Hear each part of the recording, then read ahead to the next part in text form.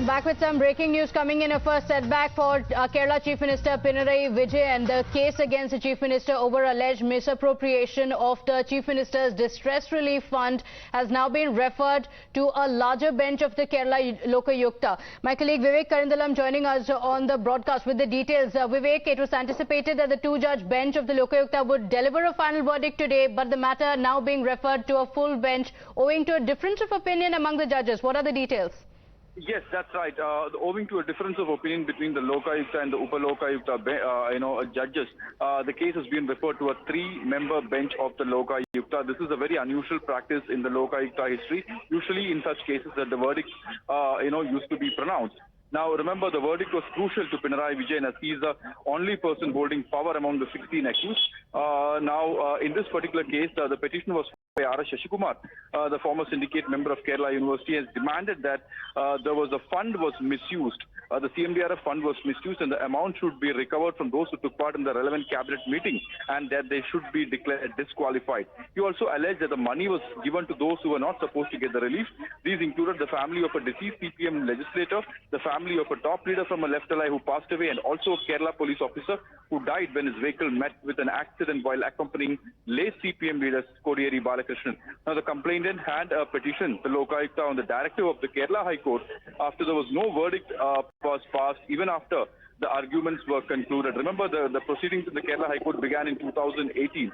Now, earlier this month, the High Court had dismissed the plea to hand over to the Central Bureau of Investigation into the misuse of CMDRF. However, during the fag end of the first year of Pinarayi Vijayan government, the then Higher Education Minister K.T. Jalil also had to quit following the Lokayukta verdict, indicating... Vivek, requesting you to stay on with us. We have Mr. K.J. Alphonse also joining us on the broadcast. Thank you for joining us, Mr. Alphonse. Do you see this as a big setback for the Kerala Chief Minister? Because there is a difference of opinion, which is why it has now been referred to a higher bench. No, I see it in the larger picture of delays by the judiciary in deciding things in India. Now, if Lokayukta, now this is going to delay the case for a long time because now it's referred to a larger bench. My position is this was filed way back in 2018. It's now 5 years. And then if they want to refer to a larger bench and full bench, they could have done it then. Why now, after so many years? See, there is a perception that politicians get away and they are able to influence various institutions, including possibly the judicial system.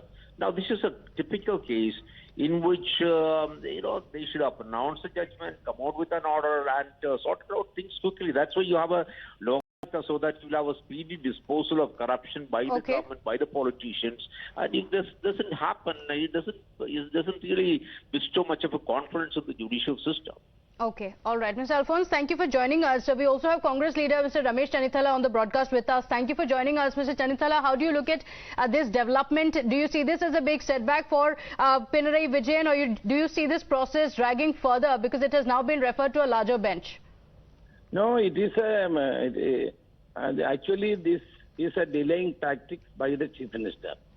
Because if you look at I don't want to comment on judiciary, but the people, the Lokayukta and Upa-Lokayukta, if you will see that they are functioning, it is very unfortunate because they delayed this case for a long time, very long time, more than a year. And also there are not much cases before the Lokayukta also. And now they are referred to the larger bench. Means again further it will be delayed.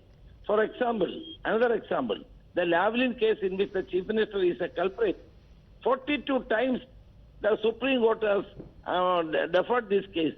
What is happening in this country? And also the same fate will be followed by this case also. That is why they wanted to amend the this Lokayukta Act. We, the opposition, raised voice and we met the governor. Governor didn't sign. Otherwise, this case would have gone, Lokayukta become toothless, and there was no justice for the people. Okay, all right. So the Congress party continuing to say that the graft charges against Pinarayi Vijayan need to be probed, and now that it has been referred to a larger bench, this is only going to delay the justice. Mr. Chanithala, thank you for joining us on the broadcast.